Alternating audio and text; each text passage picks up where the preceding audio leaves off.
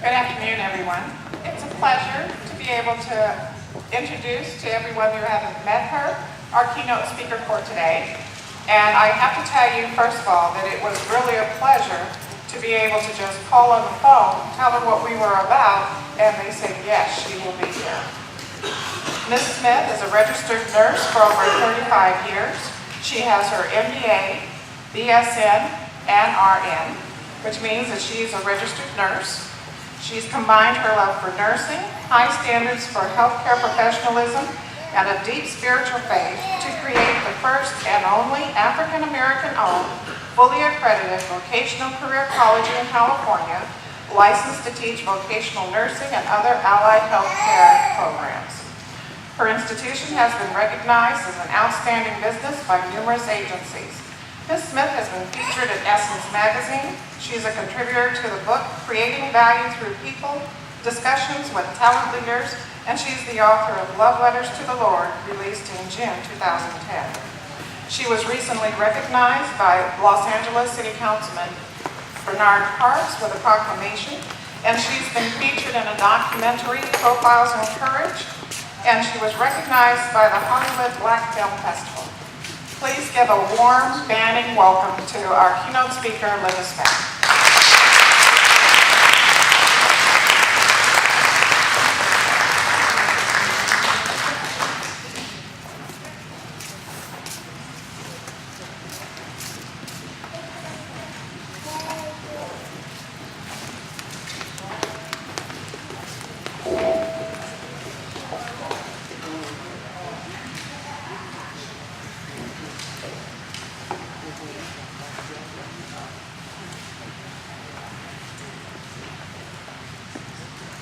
Well, good afternoon, everyone. How are you doing? First, I give honor to God. It's a wonderful opportunity to be here. And I want to thank the organization and your wonderful mayor for the invitation to come. I truly do appreciate it. And I know there's items for others to attend after this function, so I will control myself because I can talk a lot. But I want to stay focused and to deliver, and I do pray that always that the Lord bless someone in this room with whatever I have to say. But it is a privilege. Today we're going to talk about it. If you can't see the screen, I do apologize because of the light. But my agenda is going to follow the history of Black colleges, Mary McLeod Bethune, the timeline of Fordham College, and our programs and books that I authored. The subject that was presented to me today was remembering the past while pursuing the future. It is so important that we remember the past. And the timing is so wonderful on the challenge that we were given of who invented what, because that is our past. And it's so important for all of us to know our value, and we know our value by knowing our history. There are so many things that were invented by African Americans and other ethnic groups. And you take more pride when you know who has invented what, because it lets you know that you can too also be an inventor, you also too can be a writer, you also too can start a school. And so I really appreciate that exercise, and I hope you take part to that exercise. Think about what you don't know and how much wiser and educated you would be if you knew more information. So this is a wonderful topic today about remembering the past. The first thing that I want to talk to you about is the historical Black colleges and universities known as the HBCUs. And every year there is a fundraiser, a major fundraiser, for historical Black colleges. Education has always been important to African Americans. There was a time during slavery, as all of you know, that we were not allowed to be educated. And those who strived for education suffered greatly, even death. The desire to read is so important. Imagine all that you can do at one time was make an X because you did not know your ABCs. and the desire to know the ABCs could result in death. And today we have an opportunity for education, and we need to value that education. So the HBCUs came about with the intent to provide education to individuals who were in slavery or post-slavery times. During the period of 1865 to 1964, that was the time that was classified as historical black colleges period. They came about after the Civil War, the American Civil War, and they remained classified up to 1965. They were junior colleges from private schools and public schools, community colleges, four-year colleges, colleges that focus on medical schools, veterinary schools. And so we've always had this full gamut to desire knowledge, to be educated. At the end of 1965, and I want to say there were 106, and there are still approximately 106 historical black colleges. That number has vacillated and decreased because historical black colleges have lost their Title IV funding, which is federal funding, or they have lost their accreditation, or they did not have the funds to continue to operate. So through the years, some schools have closed. The goal, in terms of the types of schools, after 1965, the U.S. passed a law was the Civil Rights Act. And at that time, education became affordable. And it became a law that we all deserve to be educated.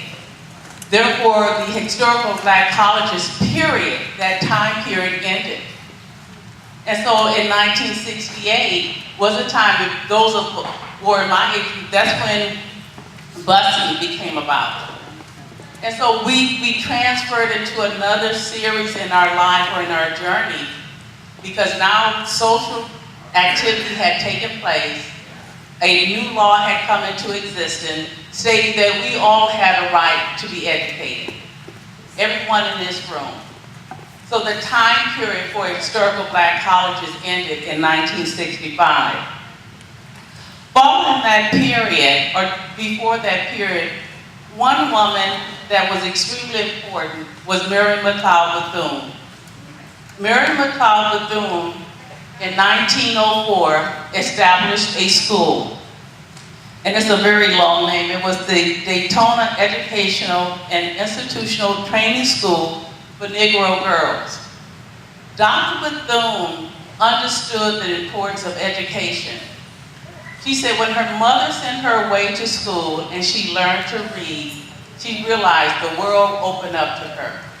And that is what education does for you. It opened up your eyes to see the world differently. To me, it gives you wisdom. It allows you to make decisions about right and wrong on a different level. It allows you to be more acceptable of people who are different from you. It allows you to experience life differently. So Dr. Bethune, I wish you could see this picture, but she started her school. This is a picture of young girls in a kitchen setting because it was an industrial training school as well, industrial training and career path training. Dr. Bethune started her school in 1904 with $1.50 and with 5 students. And I would imagine today we said $1.50, oh, that was nothing, but in 1904, $1.50 was a lot of money. And that was her desire to save the funds to start her school for young girls. And that was so important. Education is important to all of us. And I really want to encourage you and the parents in here to insist that your children go to school. It is not an option that they get up in the morning to decide whether or not they want to go to school. It's not an option. It has to be mandatory. We are required as parents and as adults to make sure that our children pursue a better future than what we had. Our lives today are not the same as the lives of our grandparents. They went through a lot for us to be here. My great-grandmother, Matilda Goodspeed, went through a lot for me to be here. And I'm doing what I'm doing because I stand on her shoulders. And so it has to be a requirement that our children go to school. I always tell the story, especially when I talk to youth, my oldest daughter, when she was in high school, she entered high school with a 3.4. And she made a decision that she did not need to do anything else. Literally. No grades, no academics, she was just going to skate through. And it took all of me to get her through high school. I was in counseling meetings, I went to her class, I checked her backpack every night to make sure she was doing her homework.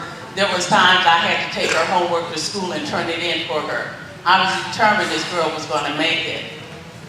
My daughter graduated with a 1.4 GPA. I was the happiest parent in the audience. I shouted with joy. And then she had the audacity to tell me that she needed a break. And she was going to take a year off. And I told her that was fine, but she could not live in my house. You cannot live in my house and not go to school.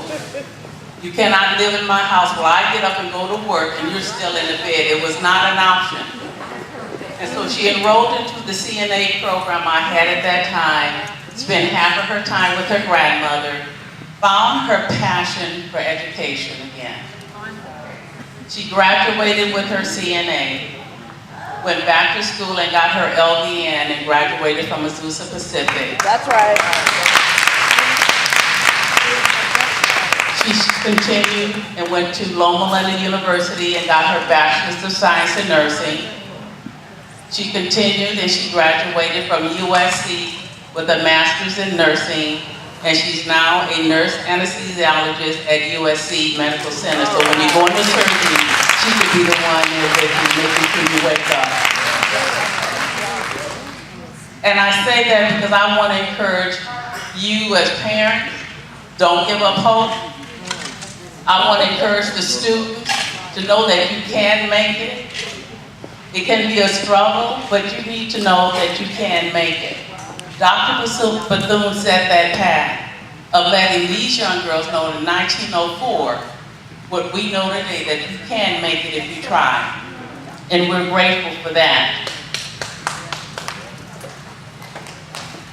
One of the things that I have always recognized about Dr. Bethune was this was a lady who was an educator. She was a civil rights activist. She was an advisor to 5 presidents. And she was the founder of the National Council of Negro Women. And I don't know how many of our NCNW sisters are in here. Deborah Franklin, all right. To all of you, we know the value of NCNW and what it means to education and to the youth. We understand what the power that we have as individuals and collectively, because that's what Dr. Bethune talked about, the power of who we are and the education that is so valuable. Bethune College was accredited in 1931, which is an enormous feat, meaning that it was recognized by the federal government, and it became available to receive funding to educate youth as we get financial aid today. So in 1931, it became an accredited college, and in 2007, it is now recognized as a university in Daytona, Florida. That is a wonderful feat to hear that we have an African American female who started the school in 1904, and that school is still in existence today, and it is classified as a university, and it has approximately, I think, 3,500 students on its campus. That is a wonderful honor to be that.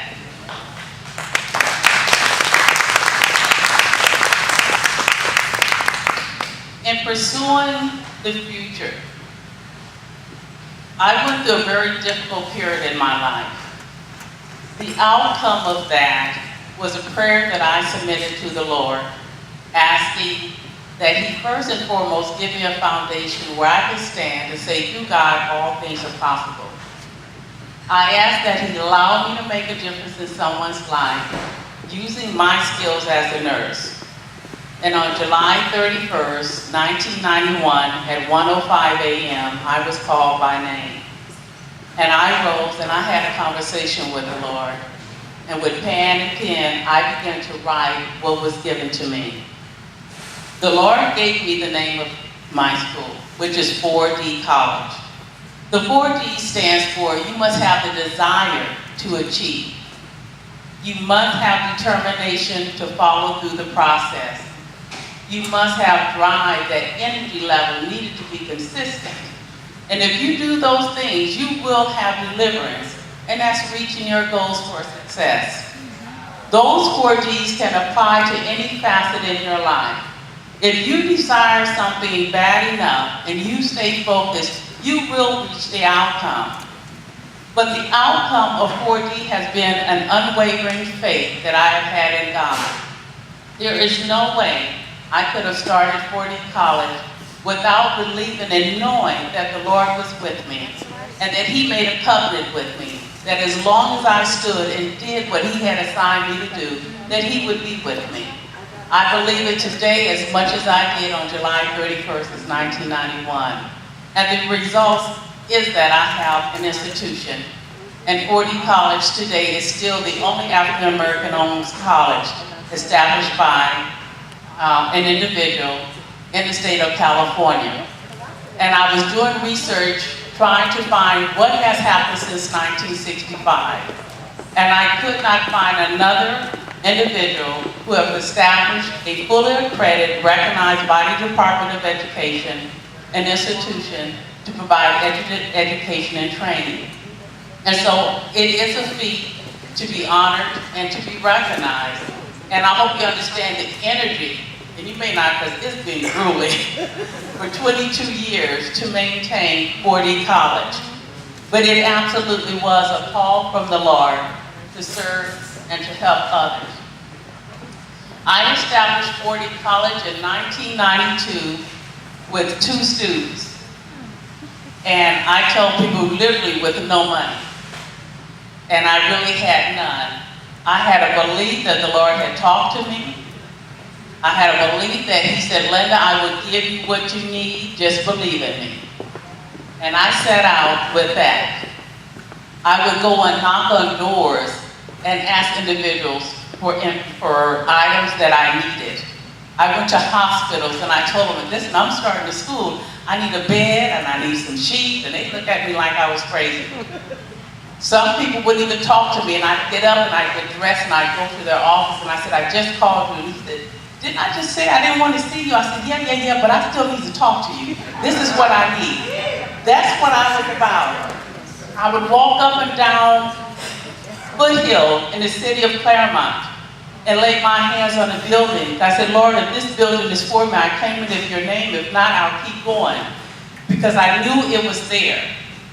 And I told a friend who was an agent, I said, I need a building in Claremont on Foothill. I have no money, so I'll take it for 50 cents a square foot.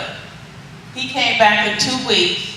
He had a building location for me in Claremont on Foothill. The landlord gave me 4 months of free rent, input carpeting, put in air conditioning units, and he had never met me. That is the power of the Lord. That is the power of faith. I established 4D College with a certified nursing assistant program. And one of your young ladies here who was serving came up to me and said she was in the class that I held in Banning. And I don't even remember the year. I got about, no, it was actually here in Beaumont. And she graduated from that class and told me she was doing well and had moved on. And so it's wonderful to know that we have had such a wonderful effect on just thousands of individuals over the years. In 1996, Fort Lee College became fully accredited by the Department of Education. So we have all accreditation by the state of California, and we are accredited by the Department of Education, and we have an accrediting agency which we are also recognized under. So our students at Fort Lee College are eligible for financial aid as any other student at any other college or university in the state of California. And I tell individuals I sign the same documents as the president at UCR, Cal State San Bernardino, so that they will understand that I do not have a hole in a wall. I have a college. I have a full faculty of 125 individuals.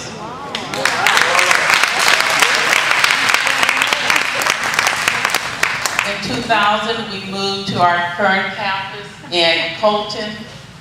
And I just really want you to understand the power of prayer and the power of faith. The building that we were in, the space we were in, that we were leasing, the landlord was taking individuals through, and I knew she was getting ready to sell the building with us in it. And a lot can happen. They can evict you and you can be out on the streets and not knowing where you're going to go. And I submitted a prayer to the Lord. I knew that I had a connection because I'm crazy enough to think that. And I prayed for a 30,000 square foot building near restaurants, near bus stop exits. I needed a space for a child care center. I told the Lord, I know it's there. You just need to direct me to it. It took me a year, but I was looking for this building, and it was almost in my own backyard, down the street from where I was leasing. The building was not available. The owner did not want to sell, and I was looking for something to buy, and I believe I had no money. I believe because I knew I didn't. But I knew that I could get something. And I had my agent to call the owner and to tell him that I wanted to buy this building, and the man said no. And they continued to talk, and he said, Linda, I don't know what happened, but he changed his mind, put in an offer.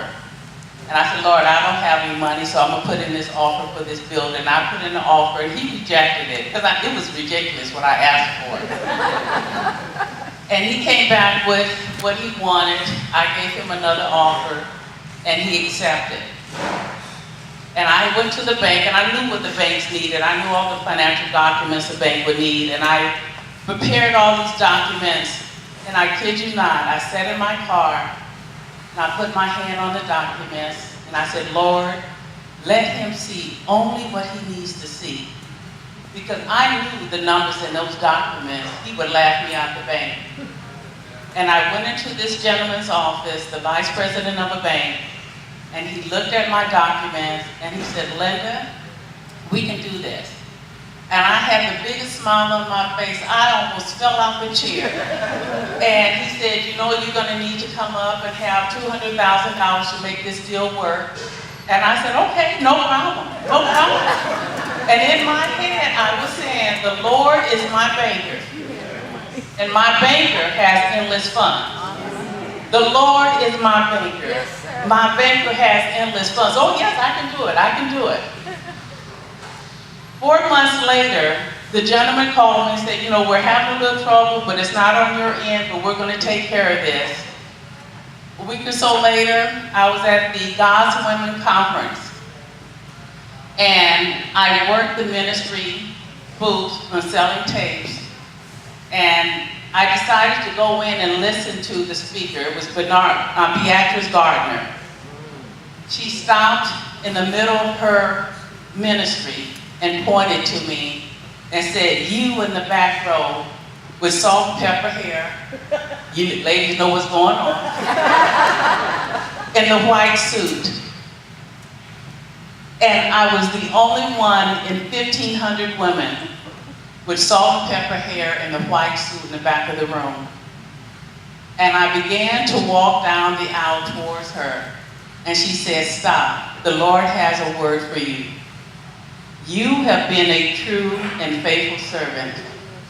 In 21 days, you will have your blessing. I literally jumped out of my 3-inch heel.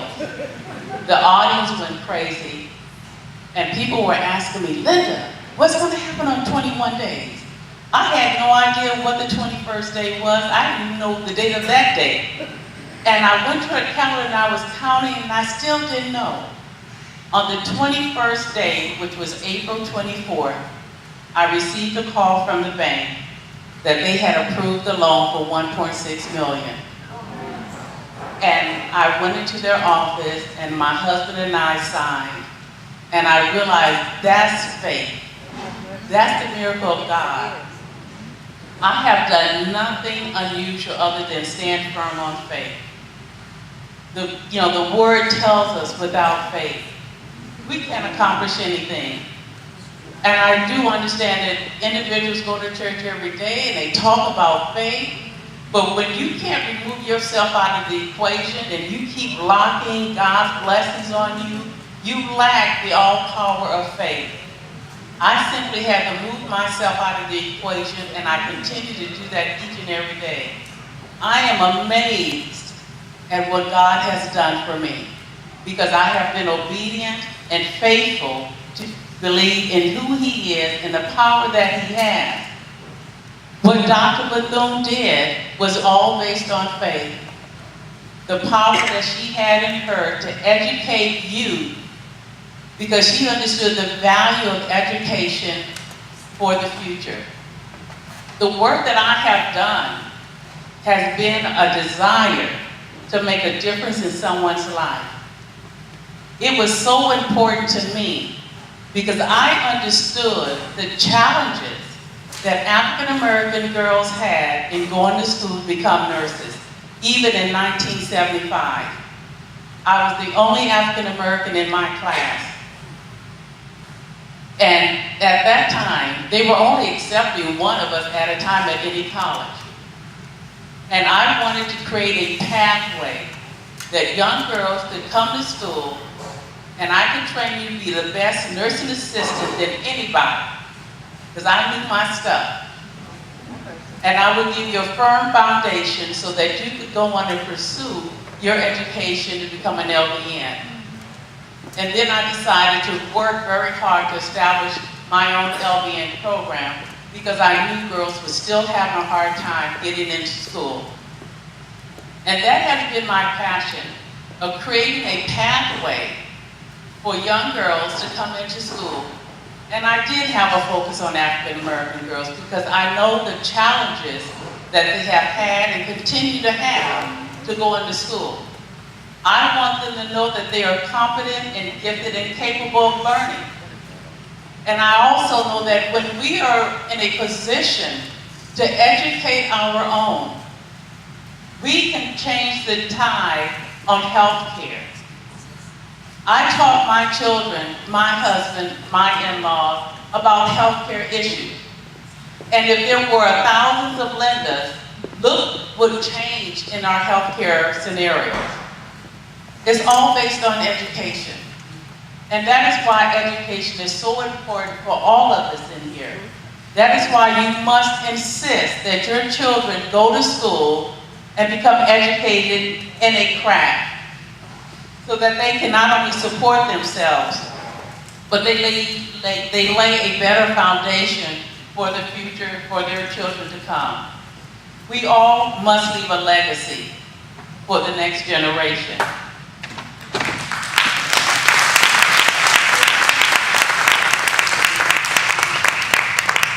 At Fordham College, we provide training in medical assistant programs, medical billing and coding, pharmacy technician, massage therapy, registered dental assistant, vocational nursing, and we have a 2-year associate degree in healthcare administration.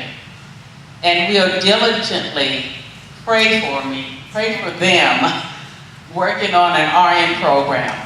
It is hard work, it is endless, it is extremely challenging. There are individuals who do not want us to have an RN program. There have been many hurdles and roadblocks in our way for years, but we have due diligence and we are focused. and we continue to press, we continue to pray, we continue to ask the Lord for guidance, because we know what the results will be when we get an approved RN program. We are going to make continued difference in the lives of so many individuals. So keep us in prayer.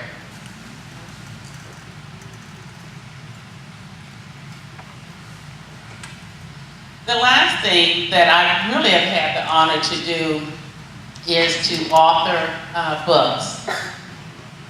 When the Lord called me in July of 1991, I immediately began to journal. I was not prepared to be an educator. So the first thing I did, within 30 days, I enrolled into Cal Poly University to get my teaching credential, because I needed to know how to write a curriculum and all the things that compose of education. Following that, I continued to journal the journey. It is absolutely a transparent story of what I went through. It names people and places. It talks about the journey and the heartache of being a businesswoman, the challenges of being married, the challenges of almost having a broken marriage, and I'm so pleased and blessed to be married for 39 years to my husband. And that isn't a plot, because I started divorcing 20 years ago. Because of the work that I was doing at 4D. There's a challenge when you're trying to be a business person and you have a vision and you're following what the Lord has put in your heart, and you may not get it all. You can only handle so much. But we're blessed that God kept us together. But love letters to the Lord is what I penned. And a lady asked me to read my journal one day, and she said, "Linda, you have to write your book, because you are so honest and so transparent in your journey." And so she worked with me, Ms. Porter, and the outcome was the 3 volumes of Love Letters to the Lord. And it's the first 10 years of the 20 years of me having 4D College. In fact, tomorrow is the 24th. Tomorrow we will have been in business 22 years. And to think all I wanted to do was to train 15 ladies in my home and be done with it. As I leave you, I want to share with you Dr. Bethune's legacy, because it's so appropriate in who we are today and what we are responsible for doing. She says, "I leave you love and I leave you hope. I leave you the challenge of developing confidence in one another. I leave you a thirst for education. I leave you respect for the use of power. I leave you faith. I leave you racial dignity. I leave you a desire to be harmonious with your fellow man. And I leave you finally the responsibility to our youth. We are responsible as adults to make sure that our youth are educated. What she had in her heart in 1904 is what I had in my heart when I established 4D in 1992, and which is the burning desire for all of us in this room to make sure that our children have a quality of life and a better life, so that they can move forward and make sure that our grandchildren and our great-grandchildren have a wonderful life. And we must be responsible adults to make sure that happens. I want to say I respect this organization for your focus on education and the support that you give to your youth to ensure that they continue their education. Keep them encouraged. Keep them lifted up.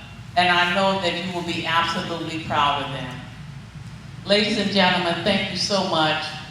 Ms. Franklin, thank you so much for the invitation. I hope I have said something that has made a difference in someone's life here this afternoon. Thank you so much.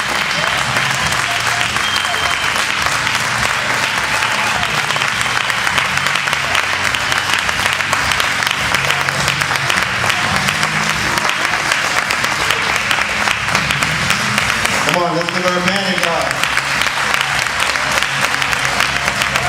Just so you know, Linda has some books at the table in the back, so, for purchase. So if you're interested at the end of the program, go on to the back and get more information on the books and about the program and all. At this time, I'm going to bring Patricia Henderson forward. She has a few acknowledgments she wants to make, and then we'll get into the rest of our program.